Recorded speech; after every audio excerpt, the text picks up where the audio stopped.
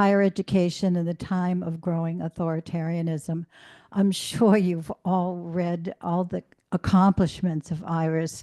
The one thing we couldn't accomplish is to get her new book out and available to you in time.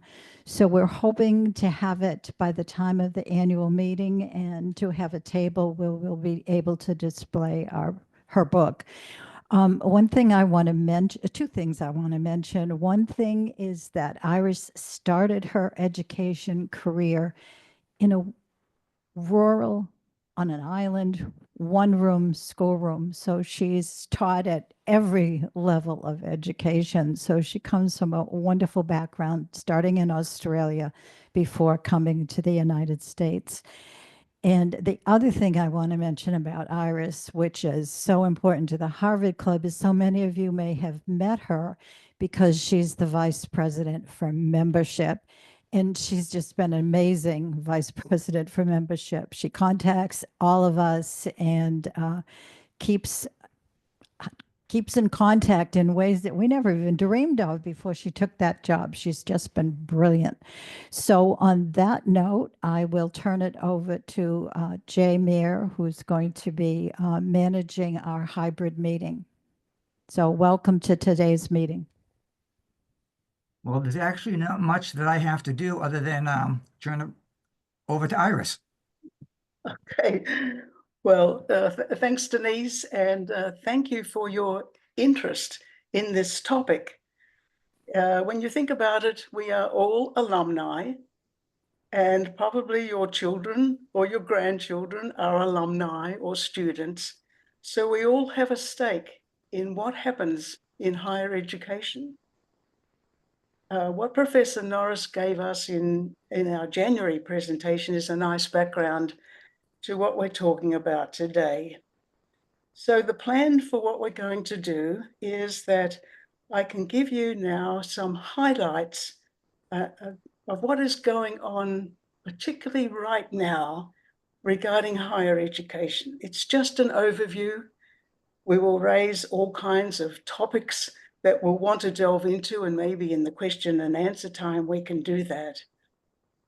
I will give you lots of specific examples, and I admit right up front that an example here and an example there doesn't necessarily make a trend, but what it might do is be an omen of what is to come.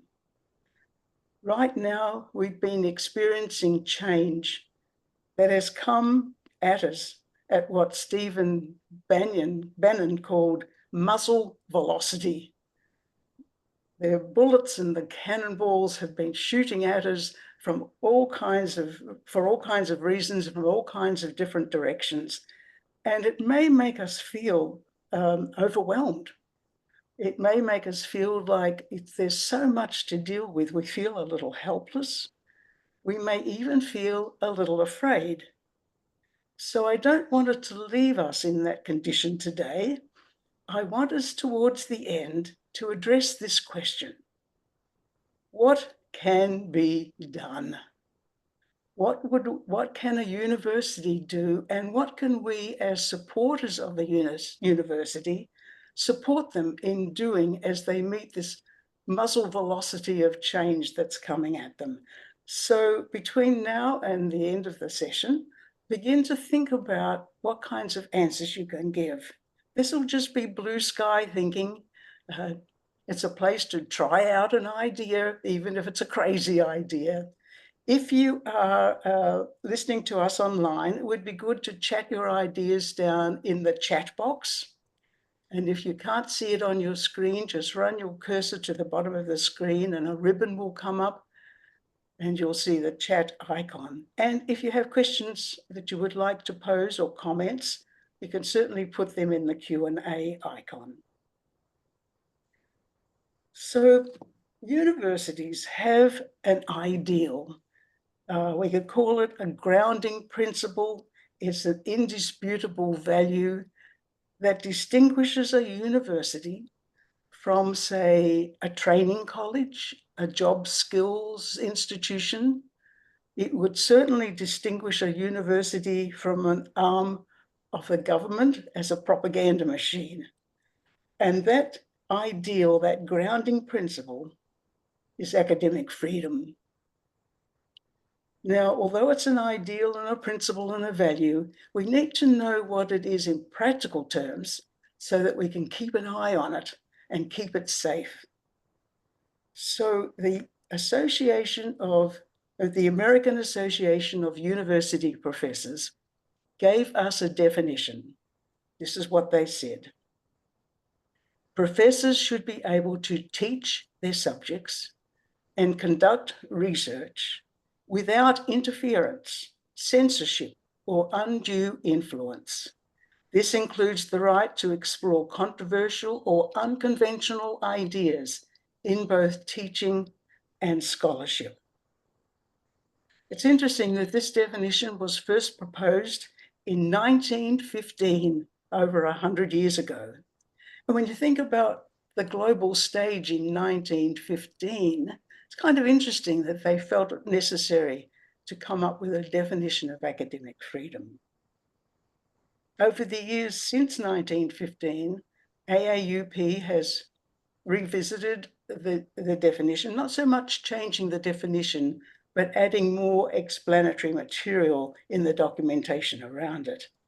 The last time that was done was in 2018. And again, it's interesting to think about what was happening in the US in 2018. Was there some kind of a threat on the horizon to academic freedom? Well, I just pose that as a possibility. So obviously, academic freedom happens on two fronts. So let's look first at research. Oops. And three kind of issues come up immediately. The topics that faculty and researchers can pursue, how they can disseminate their results, and what kind of financial support do they have. Let's go to the topics first. The National Science Foundation, here's an example. Here's my first example. The National Science Foundation has flagged, have gone through their current proposals and flagged hundreds that they believe will not survive. And of the hundreds, they were identified by keywords like women or blacks. Any proposal that had those words in the heading were likely to be culled.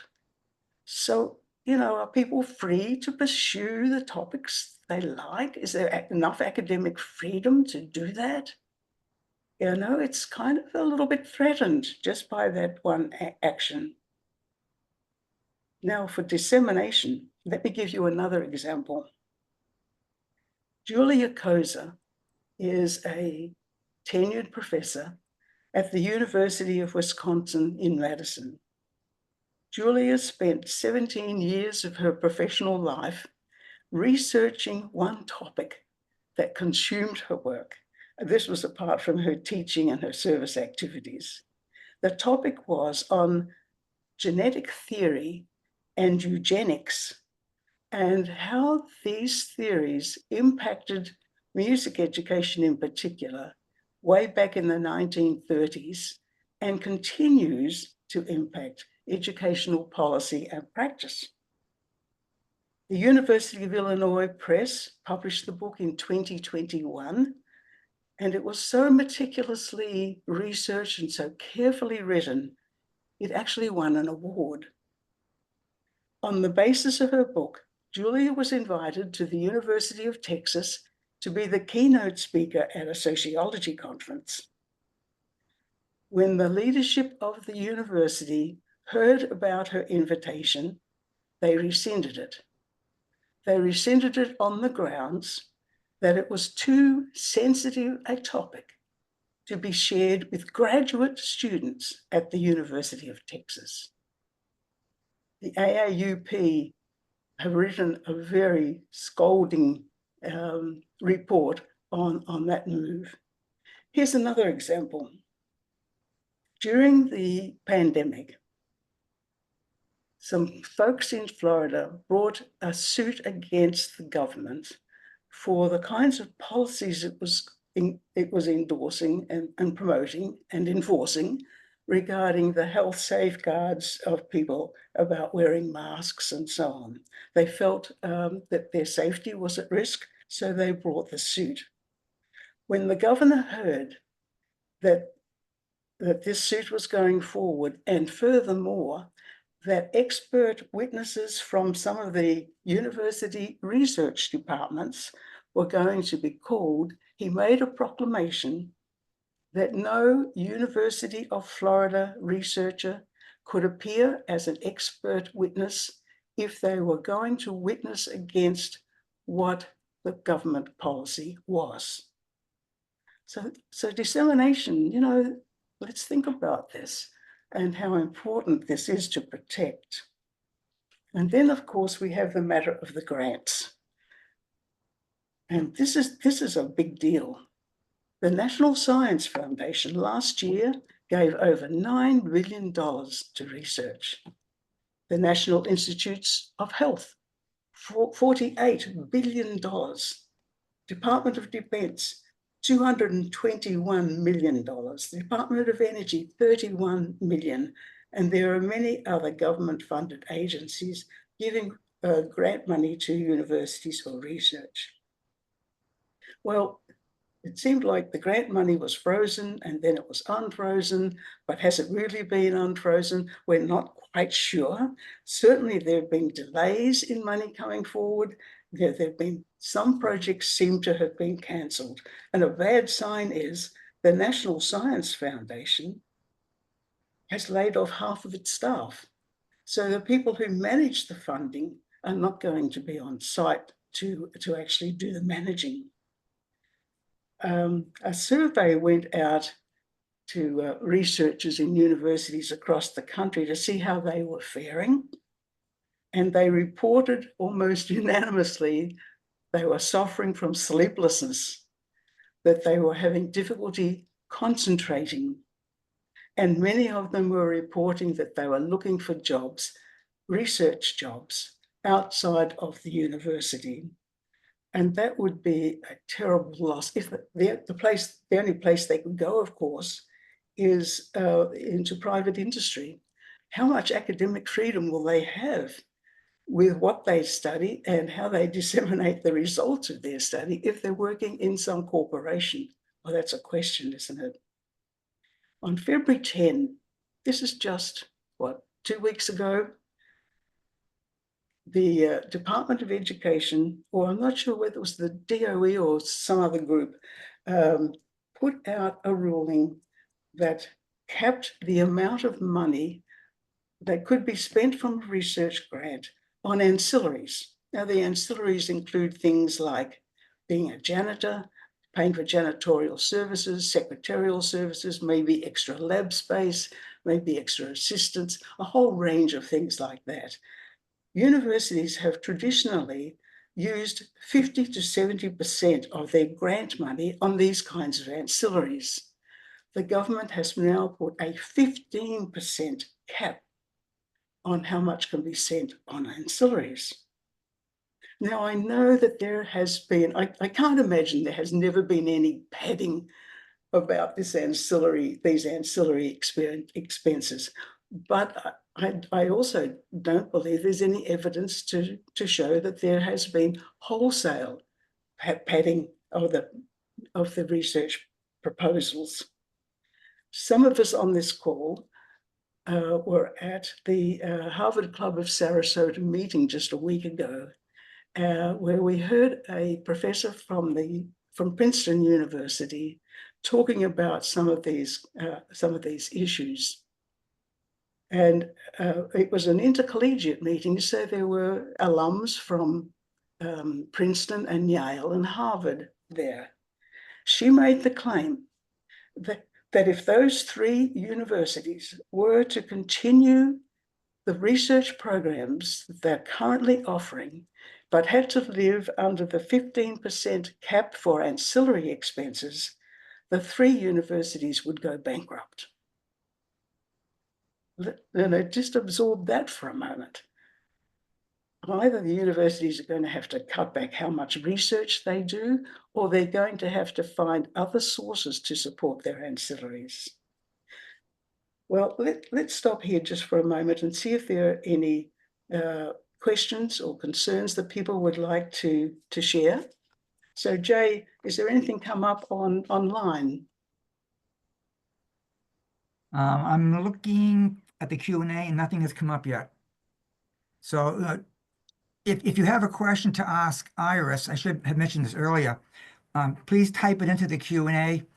Everybody's been muted so that there wouldn't be too much interference. So the best way to communicate during the presentation is through the Q&A box. So is there anybody in the room, Steve or Denise, who wants to raise a question?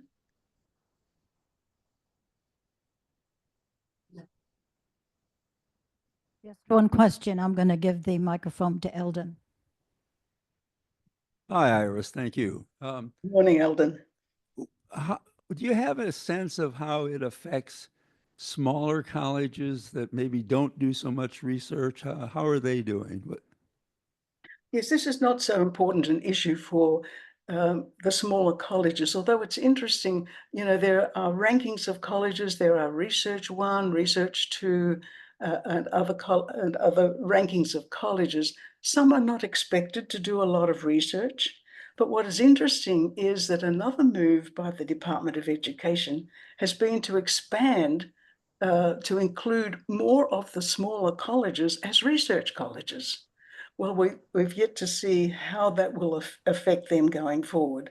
Clearly, right now, the big impact is on the big research institutions and less so on the smaller. Hey, Iris, I just got a question from Judy Warren, and she's asking if you could explain more about ancillary costs and what is included in that category. Yes, the ancillary costs are kind of like the support services for a grant. And I know that in the literature, it specifically has mentioned janitorial services, secretarial services, in some cases, additional laboratory space. I don't think ancillary services includes things like researcher salaries or graduate assistants, but it may include in some cases equipment that is needed. And that's all of those things are held now at the 15% rate. Okay, so let's move on. You can see we're moving fairly quickly here, but let's look now at teaching and how academic freedom in teaching is faring. And immediately, I can think of three topics that come up.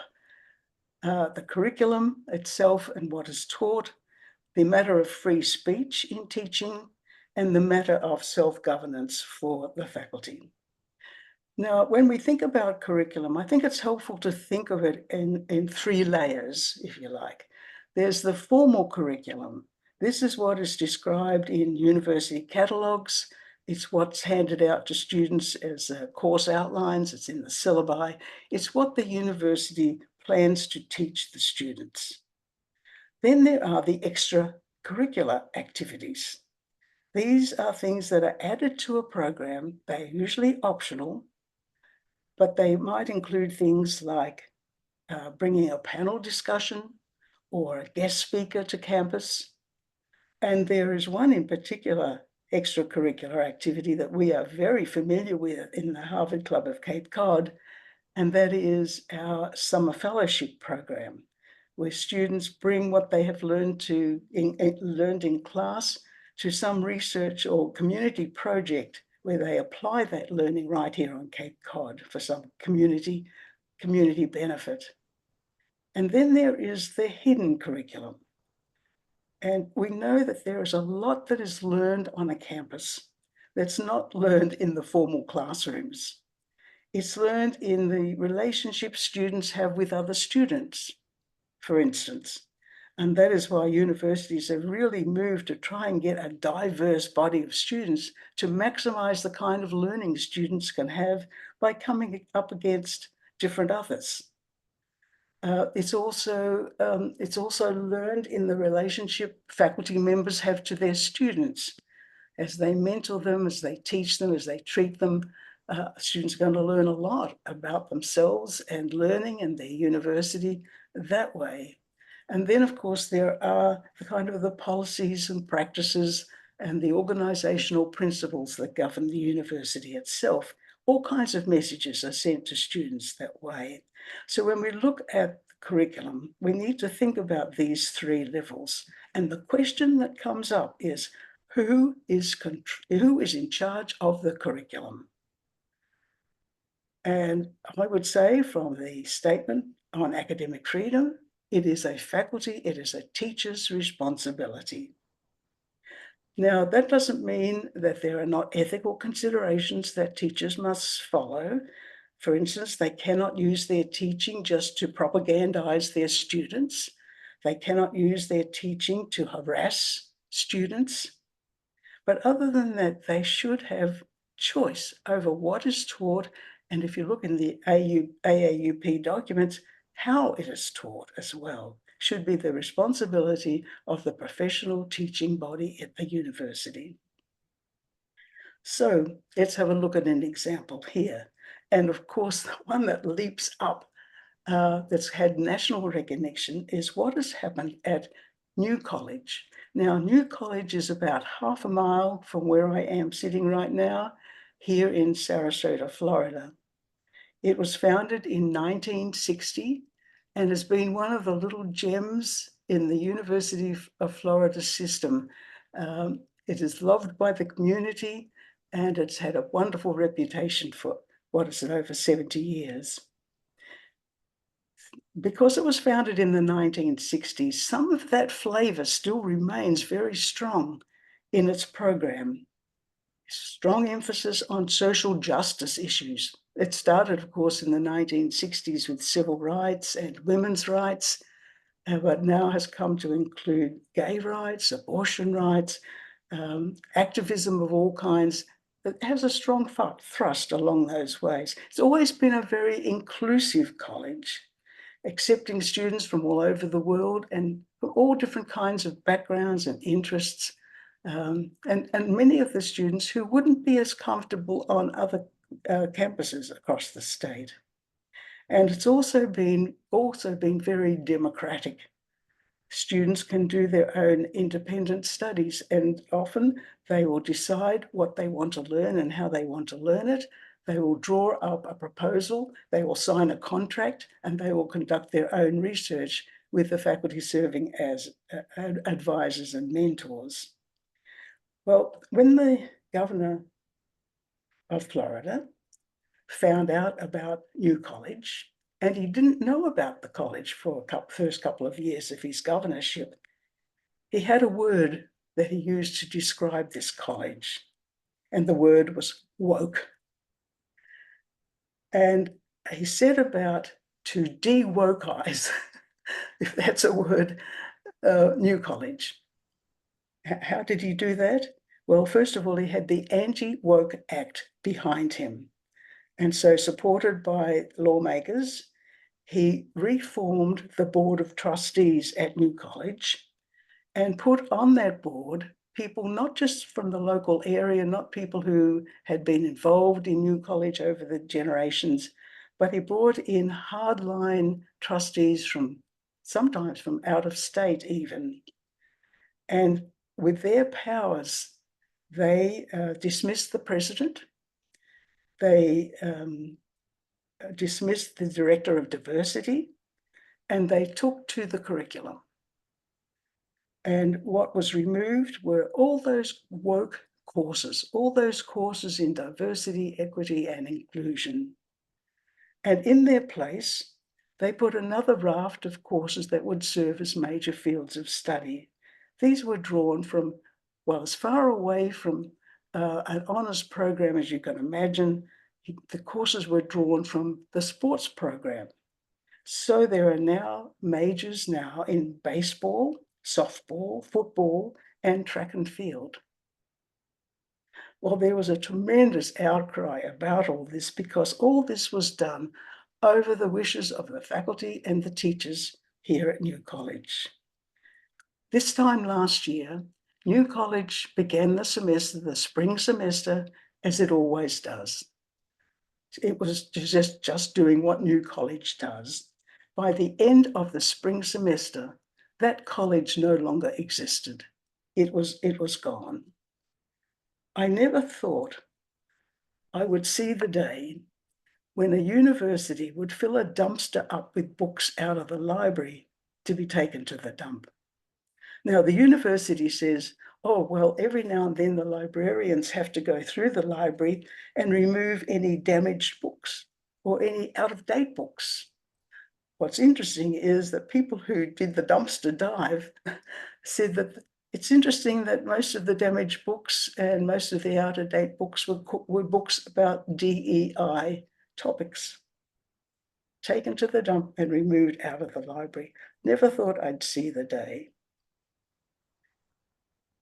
Now, I will admit that I think DEI has sometimes been the tail that wags the dog at universities. I think there's been some overreaction to it, but I don't think it's the responsibility of the state to come in and do the removing, to change the courses and demand what courses will be taught.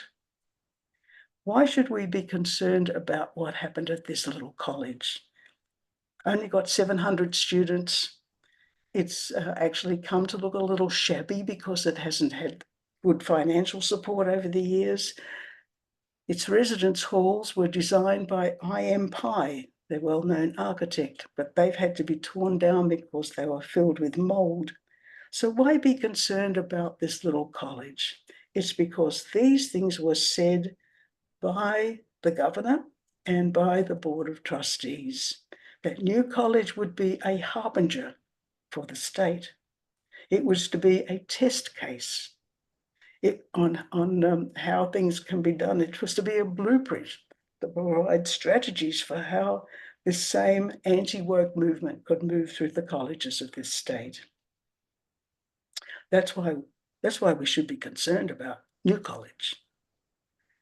In January this year, the Board of Governors reviewed the list of courses that have been termed general education courses for students across the state of Florida.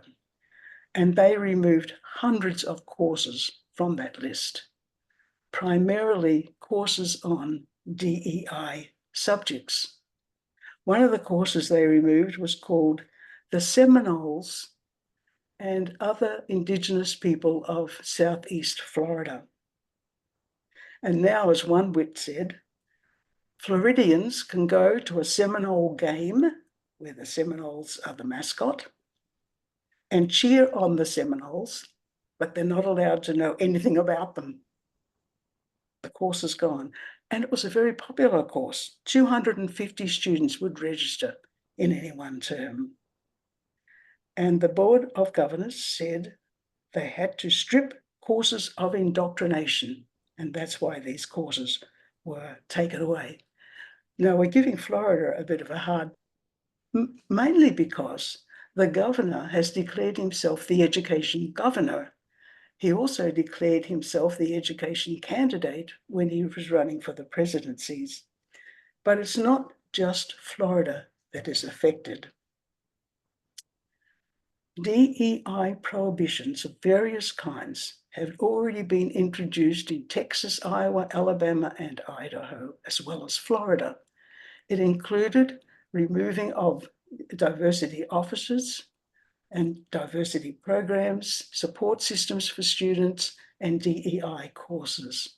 Since January 20, Indiana has joined, so has Ohio, North Dakota, and the military academies. In February 15, a letter was sent out from the Civil Rights Department in the Department of Education. It's been dubbed the Dear Colleague Letter because that's how it started. And it was intended to spell out the guidelines for handling DEI on campuses right across the United States. So here is what its ruling, here are what its guidelines are. It is no longer allowed to use race in decisions pertaining to admissions, hiring, promotion, compensation, financial aid, scholarships, prizes, administrative support, discipline, housing, graduation ceremonies, and all other aspects of student, academic, and campus life. You know, to call these guidelines kind of is a gentle way of talking about things. It's a bit more, a guideline, I suppose, is a bit more than a suggestion. But this is clearly more than just a gentle guideline. This is a mandate. And this is how the mandate was going to be enforced. At the end of the letter, the people receiving this letter were told they had 14 days to comply. Now that was February 15. February 15 plus 14 days. This week is the deadline for following through on this. This letter was sent to every college, private and public, that received government funds. So the insinuation is if they don't comply, that federal funding will be stopped on February 28, Friday. So it seems like all levels of the curriculum, the formal, the extracurricular, and the hidden curriculum, are all being impacted by some of these rulings. And now the matter of free speech. This is another huge issue, as we remember from the last fall over the Hamas-Israeli war. It's been a test of what free speech means. And I think it is still a work in progress as we sort through some of these issues. But it seemed to me that some institutions were too slow to address the problem of what pro-Palestinian speech, free speech, meant to Jewish students. I think some universities were too ponderous, too academic in trying to explain it to their people. And I think some universities were too harsh. For instance, at Indiana University, there is an open space affectionately known as Dunn Meadow. And ever since the 60s, Dunn Meadow has been the place where students could gather to protest. So it kind of became a sacred ground, very much so in the 60s and through the years at various things that would happen in the country, and students would rise up in protest. This time, when students wanted to protest either for or against the Israeli Hamas war, they were found, the president of the university, under pressure from the government, from the lawmakers in Indianapolis, reduced the use of Dunn Meadow. They could only be there between certain hours. Students were not allowed to make an encampment there. They had to vacate when it was dark, and police were brought in to drive the students out. So that this matter of free speech has really been tested right across the country, especially over this issue. And Harvard was not free of this, as you will remember. Two Jewish groups brought suit against the university over the kind of strong pro-Palestinian speeches that were made that made the Jewish students feel threatened and unsafe on campus. Harvard has been very quick to respond to these charges, and as part of the settlement, they have offered this as their definition of anti-Semitism. They went to the International Holocaust Remembrance Alliance, which is probably a wonderful source, a wonderful authority, and have adopted their view of anti-Semitism. And it is. Anti-Semitism is a certain perception of Jews which may be expressed as hatred towards Jews. Rhetorical and physical manifestations of anti-Semitism are directed towards Jewish or non-Jewish individuals and or their property, toward Jewish community institutions and religious facilities. The Alliance not only gives us a definition of anti-Semitism, but it also gives lots of examples. And among them, they say things like, it is anti-Semitic to spread myths about Jewish conspiracies. It is anti-Semitic to deny the Holocaust. It is anti-Semitic to use Nazi images. But, free speech is such a difficult, murky area to deal with because there are other examples of anti-Semitism that have drawn some severe criticisms. It is anti-Semitic, they say, to claim that the existence of the State of Israel is a racist endeavor. It is anti-Semitic to hold that Jews collectively are responsible for actions of the Israeli government. It is anti-Semitic to apply double standards by expecting Israel to behave in ways not demanded of other democratic nations. The trouble with these examples is this.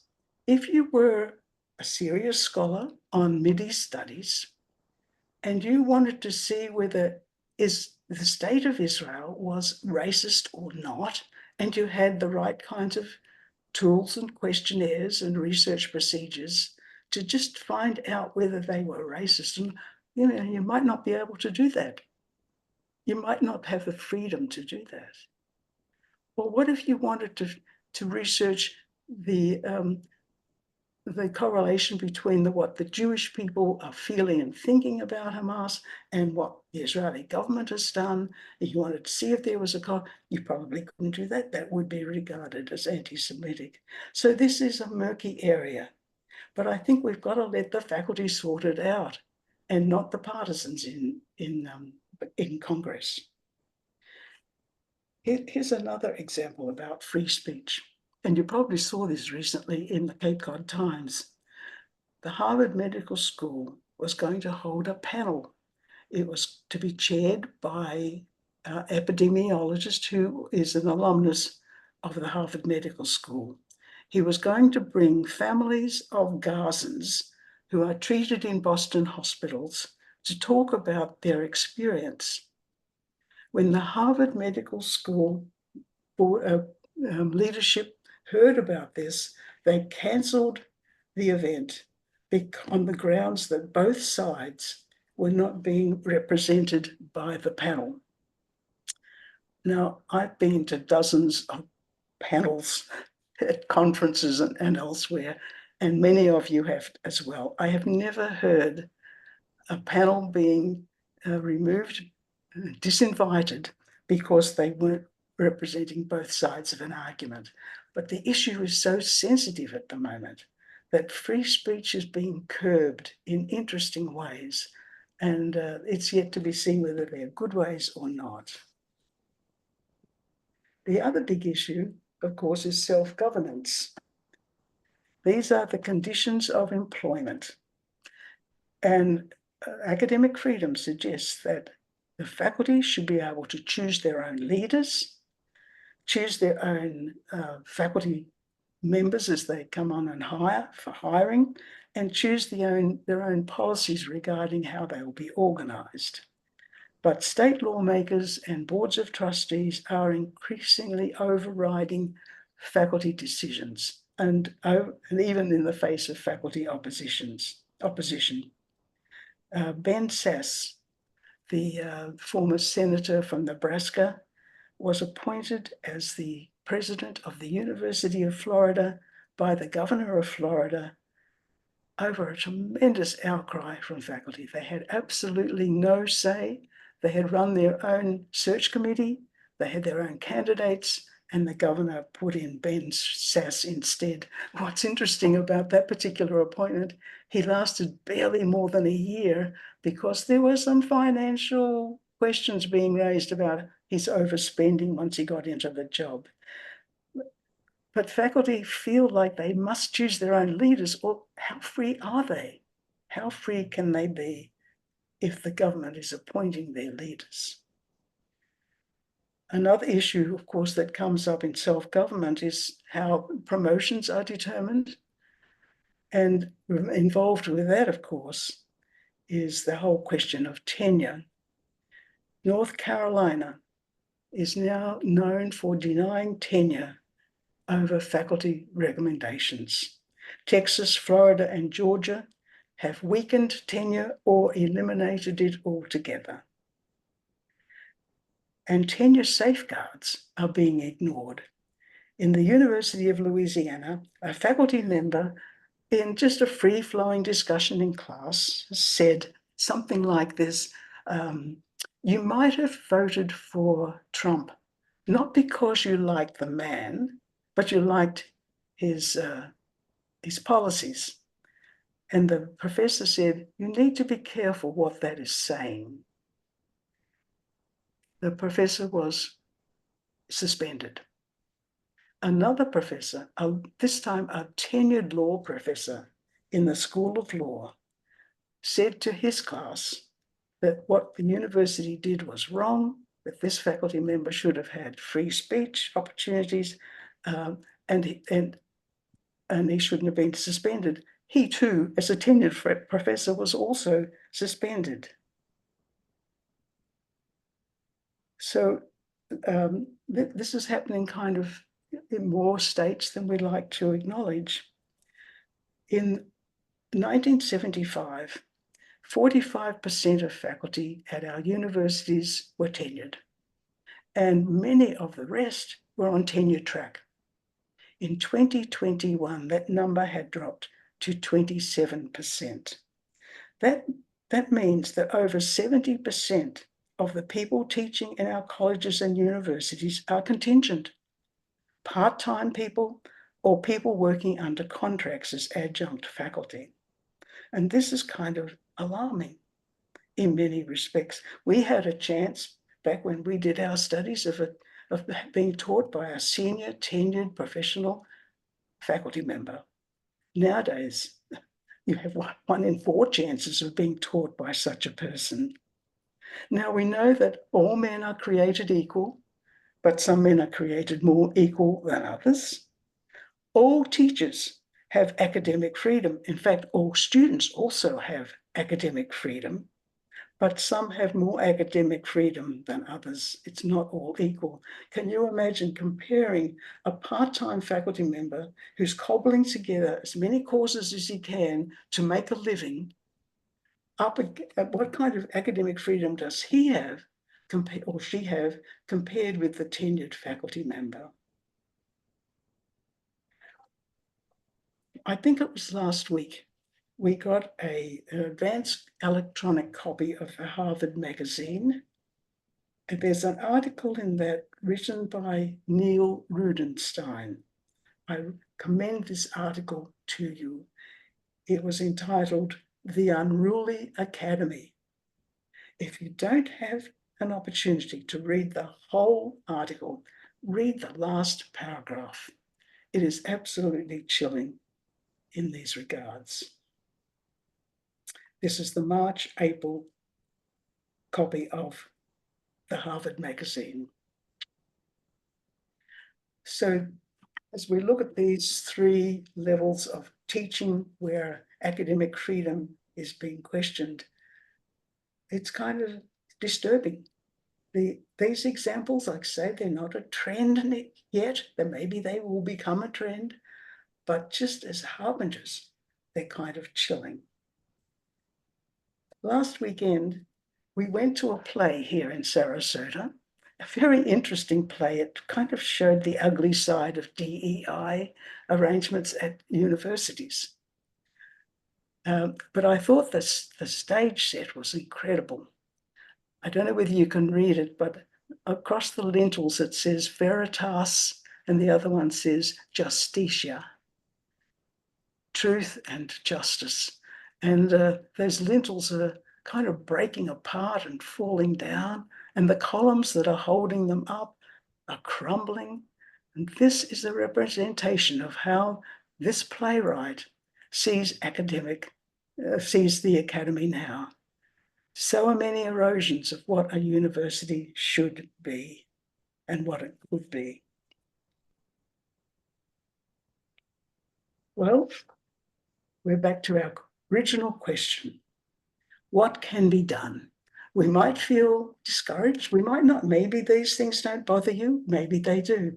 But what can be done by universities and colleges in addressing some of these things that are happening to them? So I'd like to open the floor to what you think. So Jay, has anybody added something to our chat that might be useful here?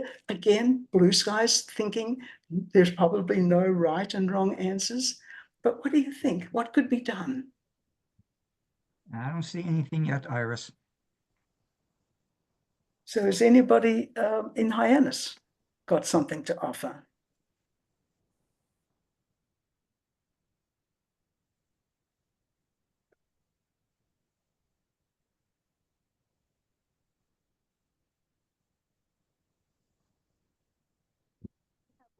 Hold on. No? So this is Wendy. I am a former not tenured. I was on the board of trustees appointed by Governor Romney to the board of trustees of Cape Cod Community College as an alumna, and really got a up close look at, man, it's complicated to run an institution. But won't some of this go underground? Won't there just become these educational opportunities that are offline? I mean, what's happened before? This isn't the first time we've had this kind of a restrictions, at least in our country, but won't it go somewhere? I think that's quite true. Quite true. And we'll talk more about that in a moment. So, just from my own experience too, we have a couple of educators on our board for the museum here, and one of them got the Dear Colleague letter, private Catholic school, and had literally, he was the guy tapped to scrub everything in the university's content about DEI, or they would lose up to $20 million, and that would probably put the school under. And he was just, I was just trying to support him and pray for him, because, in 14 days, when you've got a very complex organization and you have over the years just layered on certain language and policies and conditions that I don't know, I don't even know if that's possible. I don't know how they're checking. I don't know how there's a, oh, you didn't get that word out, so we're withholding funding. It just boggles the imagination. Yeah. I mean, it's been a decade of hard work to be undone in 2 weeks. You're quite right. That's what's happening. And websites across the country are being scrubbed, even as we speak. So what can be done? And just one comment from the past, which is that as a person in the college in the 60s who protested all the time. I mean, we marched with King, we demonstrated, we participated in all kinds of civil rights activities, and that was just part of it. And there were no punitive consequences. And if you look at some of the books that have, like Doris Kearns Goodwin, some of the books that have been written for those times, there were people who didn't like what you were doing, who were pro-Vietnam or didn't understand civil rights, but there were no punitive consequences in the academic institutions. Right. And it's still shocking to me that you can be pro-Palestinian in an academic institution and have somebody post your name and say, well, you'll never get a job and I'm going to make sure that you don't. Those kinds of hostile consequences, of course, have come about because the media is available to do that. Whereas you couldn't call everybody and say, well, look what Denise did, and isn't that terrible? Now you just put it online and everybody knows. So I understand the advancement of the power of information, but just the culture has changed so dramatically that that piece of it, I think, is hard to get our arms around and know what to do about stopping this, what I see as an advanced form of bullying, really. I will make sure that you get punished for thinking differently than I do. That isn't an answer to what can be done. That's an answer to this is the issue, and there has to be some way in the academic world to allow students to have some academic freedom, which is the corollary to what you've been talking about, Iris. Yeah, exactly. Iris, there's a comment on the chat box from Colin Kegler, and he says that internal soul searching within Harvard and the Ivy Leagues, comment. This may be tangential to the main topic of higher education in authoritarian times.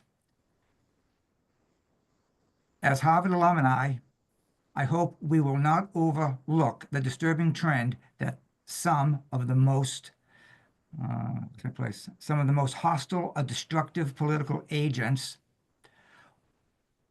against higher education are Harvard and Ivy League graduates. Yes, that's Then the he goes on to give several examples. Representative Gwen Stefanik, who is now the U.S. ambassador to the UN, Florida Governor DeSantis, VP J.D. Vance, Republican representatives who voted for endowment taxes on Harvard and similar institutions. The soul-searching question we need to ask ourselves is, what should we do as an educational environment? Yeah, yeah. Just today, I saw an article. I just didn't have time to include it in what we were doing here, but an article that suggests that in surveying the presidents of colleges and universities across the country, they're rather glad that tenure is being threatened. They're rather glad that DEI is being threatened. This is the leadership of the colleges, which kind of just exaggerates even further what this person has just said. Frightening. And there's another comment here from, let me scroll down, Judy Warren to everyone, so that people at JFK can know what she typed.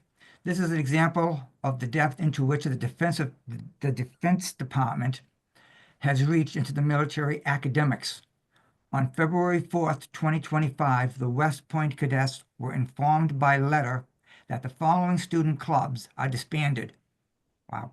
Asian Pacific Club, Japanese Foreign Club, Latin Cultural Club, National Society of Black Engineers, Native American Heritage Forum, Society for Hispanic, Professional Engineers, Society of Women Engineers, clubs, and Vietnamese American Cadet Association. Wow. Yeah.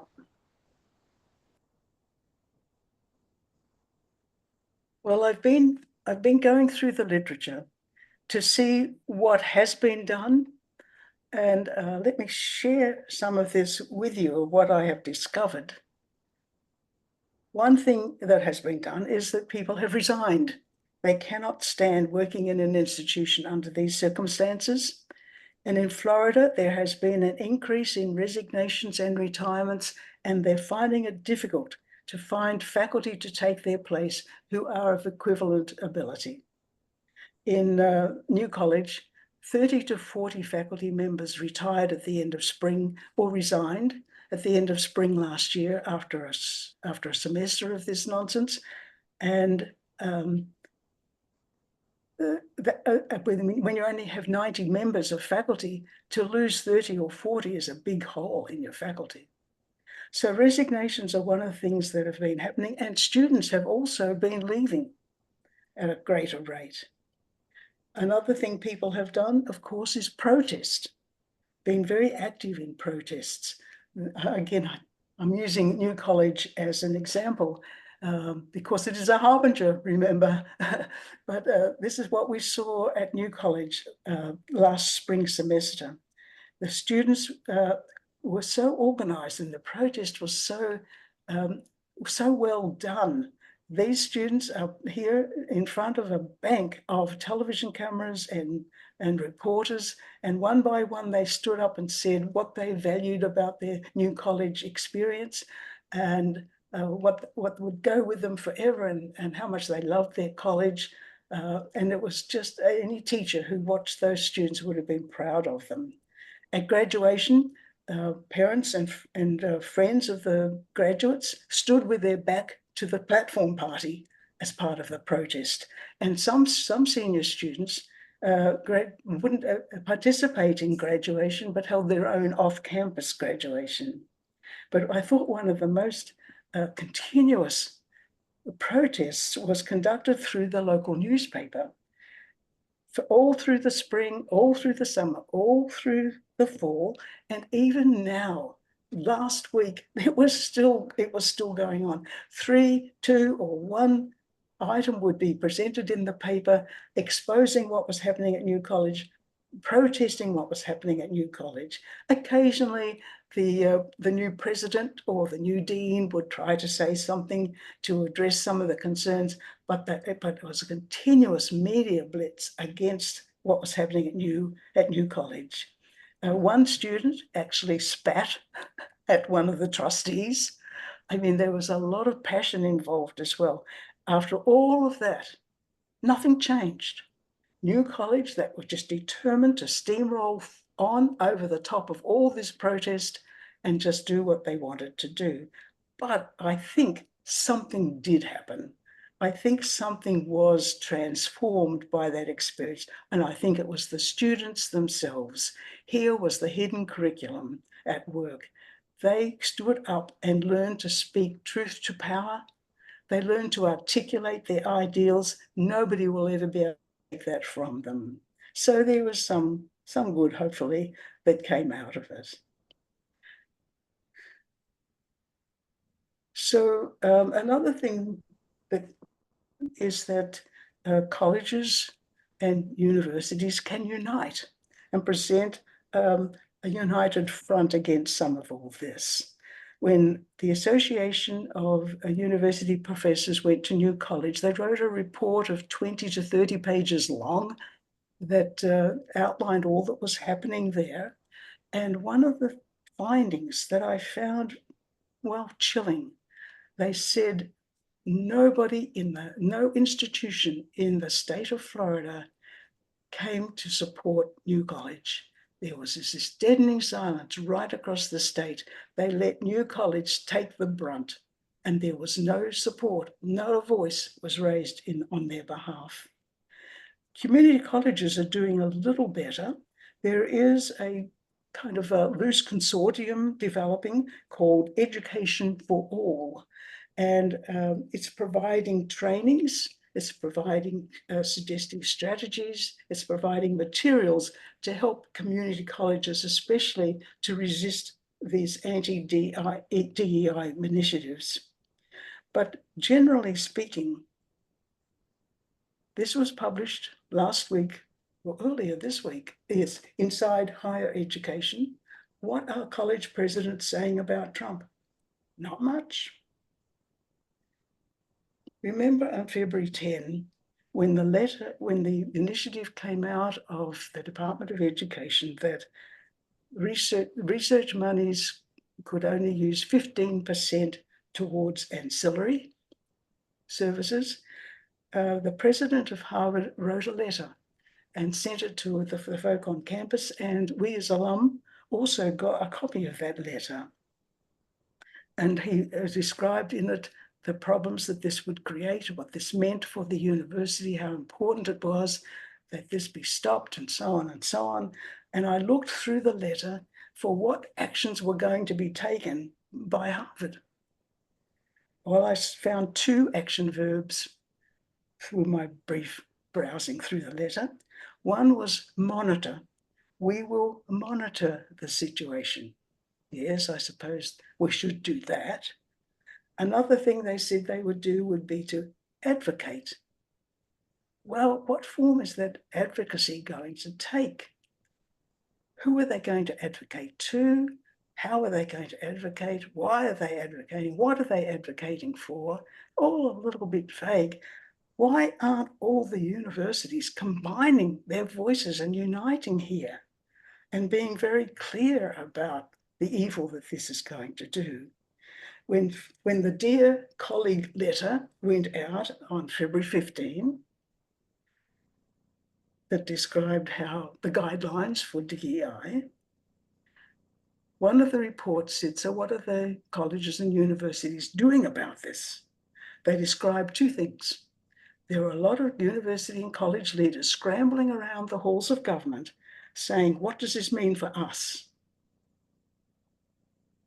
Those that weren't doing that were silent. Nothing was being said, basically. Now, part of the reason for this, and Denise has already touched on this a little anyway, but part of it is back to the 60s.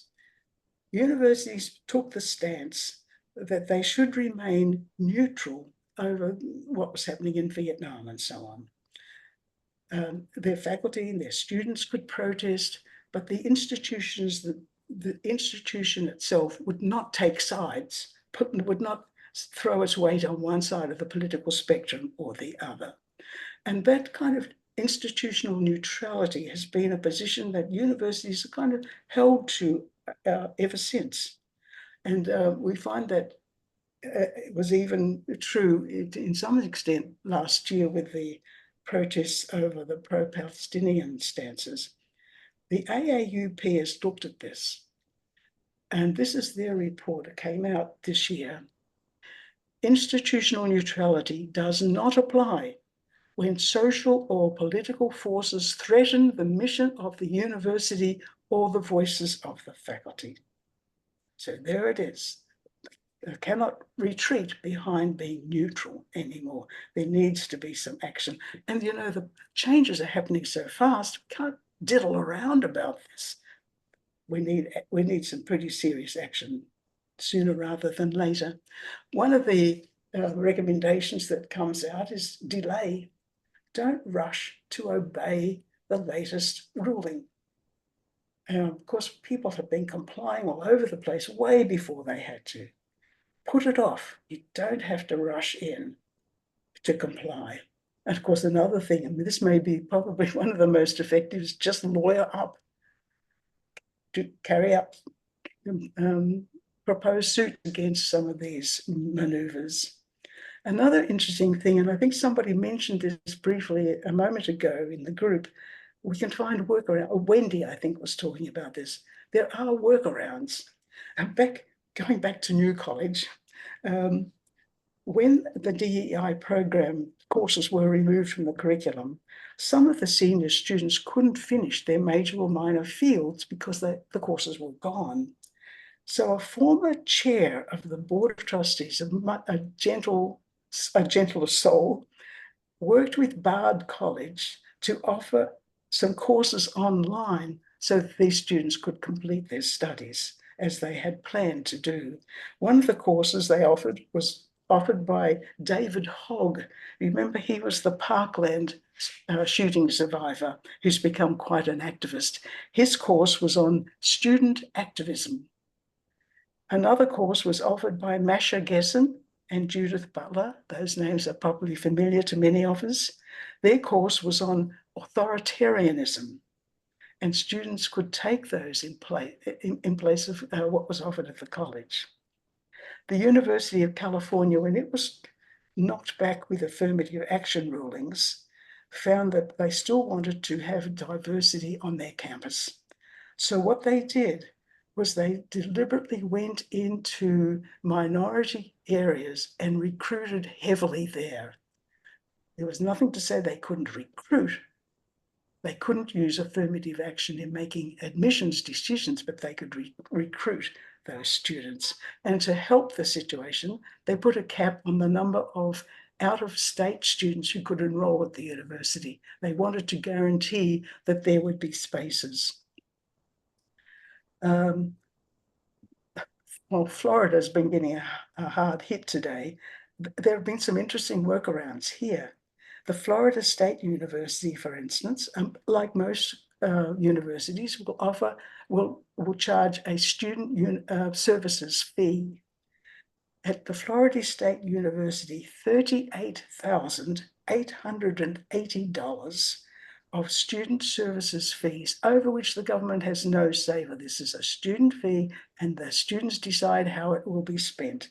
They gave that $38,000 to the Pride Student Union so that they could run their usual Pride program, even though the faculty couldn't do that. The University of Southern Florida is still offering trainings and workshops in how to handle diversity in the classroom. The University of Central Florida took the name of the diversity office off the door and put in its place the Office of Access and Community Engagement, and kept the same staff and the same programs. They just called it something different. Well, of course, there are hardline watchdogs who are onto all of this and trying to stop them. And then there is the idea of being maliciously compliant. And I didn't know about this until, like you, I read about the airman training program that included a unit on the Tuskegee Airmen. And it was leaked the week of the inauguration. It was leaked that that unit on the Tuskegee Airmen was to be removed from the curriculum. And I thought when I read that, this is ridiculous. That's not a DEI program. Sure, it was about the black pilots and the mechanics and the cooks in that unit, and what a difference it made, which led to the desegregation of the military. I thought, you can't take that course out on the grounds that it's a DEI course. Well, as it turned out, one of the Republicans who looked at this said, this is malicious compliance. They are deliberately taking this to extremes. They are being aggressive. They are being over literal to make the DEI prohibitions sound as ridiculous as they could be. So, maliciously compliance is kind of like another little tool in the toolbox. By the way, it turns out that the Tuskegee Airmen unit was never to be taken out of the program. The only thing that was going to happen was that one of the videos was going to be located in a different unit, but even that video of the airmen is back in that course. So there are some actions that have been taken, and you'll notice there are two action verbs I'm hesitant to include. I don't want to include them. I don't want to say we should cooperate. Again, going back to New College, when we went to the student protest, we happened to sit next to the woman who'd been the former president of the University of South Florida campus, which is just next door to New College. And she volunteered this. She said, New College made the mistake that when the governor began to press them, they tried to make it work. They tried to cooperate, and they cooperated, and they cooperated. And in the end, they lost everything. She said, you cannot afford to give an inch. That was her opinion. Another thing I don't think we should do is tolerate. Tolerance has built into it the seed of its own destruction. It's the tolerance paradox. If you tolerate, you end up tolerating the intolerant, and the intolerant will sooner or later destroy you. So let's not be quick to put those two action verbs on our list of what can be done. And I take those two off when I'm feeling particularly optimistic. When I'm feeling a little pessimistic, I put this back on. wait and keep the faith. It is what it is for now. The forces against us are greater than the forces for us. There's not much we can do to stop it, but we can keep the vision. We can keep the ideal alive. We can hold on to and strengthen the values of higher education that we really believe in. We can be ready to hold on to the best of what we have. And that may be all that we can do. We shall see. So, opening the floor again to any questions, comments, or concerns. Okay, Iris, I've got a couple here. A comment from Anne to everybody, and we can share this with the folks at JFK. Anne writes that she has read in the Crimson about how while the bureaucracy has grown by leaps, the faculty growth has decreased. And she goes on to comment and say that increased bureaucracy has lessened effective education because communication has decreased and they work against each other. So Harvard just may welcome some cuts of ancillary costs. Okay, and then another question from Roger Landry is he wants to know, is there a place for economic boycotts of states that enact policies that threaten academic freedom?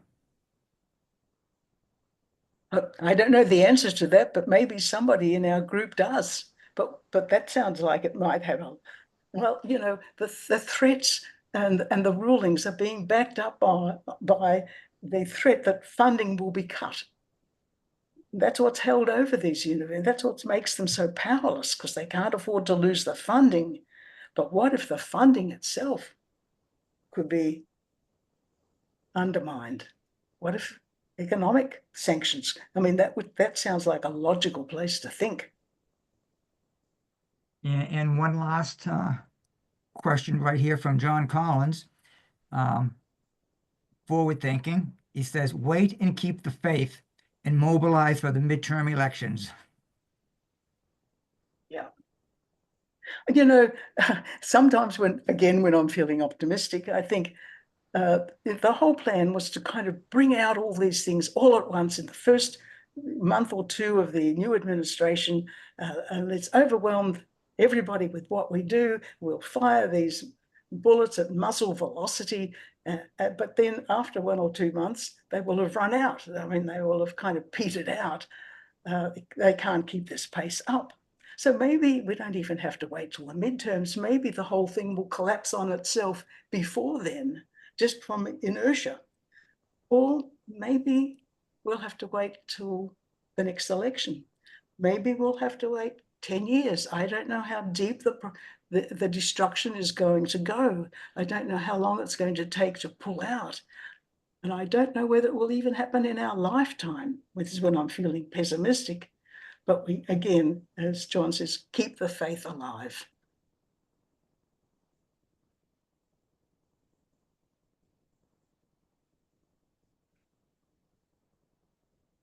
Any more comments, questions, concerns?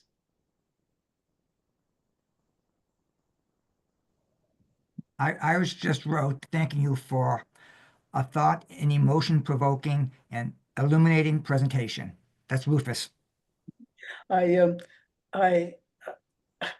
know, the question of whether it should be objective or subjective in making a kind of presentation like this, I had to be subjective because I have very strong feelings I'm very passionate about these issues, and I want to speak truth to power, even if it's just to our own little group here at the Harvard Club. I want to tell you honestly what I fear is happening and encourage us all to find ways to stop it from happening where we can. Thank you so much, Iris. And just a reminder of what local people are doing, which is such a small thing, but not shopping this Friday. And those small things do make a difference, that across the country, people have made a decision to not shop this Friday and not buy gas and not go to the store. And there's power when a large group of people make those decisions. But people will find a way to do things that make a difference. And I think you've been very encouraging in your comments. So thank you so much.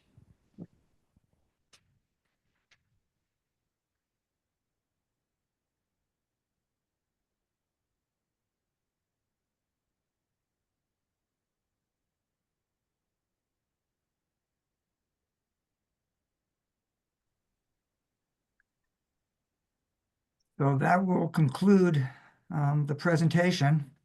And Iris, thank you very much. It was very, very enlightening. My pleasure. Enjoy lunch together, you Hyannis people. We'll be thinking about you.